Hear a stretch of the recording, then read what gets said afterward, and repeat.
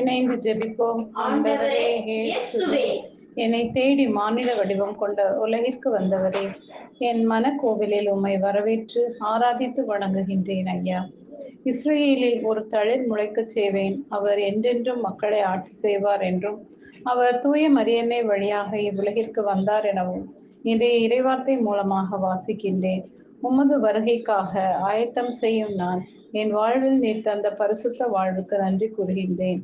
இயேசுவே, நான் உமக்கெதிராக செய்த குற்றங்களுக்காகவும் உம் பார்வையில் செய்த தீயவற்றிற்காகவும் மனம் வருந்தி மன்னிப்பு கேட்கிறேன்.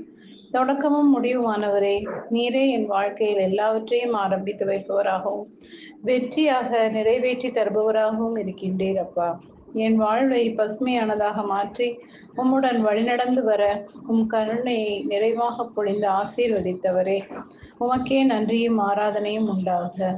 முழு உள்ளத்துடன் என்னை தேடும் பொழுது என்னை கண்டடைவீர்கள் என்று உமது வார்த்தை கூறுவதைப் போல நானும் உம்மை தேடி வரும் பிள்ளையாகவும் உமது பரிசுத்தில் நிலைத்து வாழும் பிள்ளையாகவும் வாழ்ந்து அதன் வழியாக நிறைவாழ்வை எனதாக்கிக் கொள்ள அருள் தாரும்.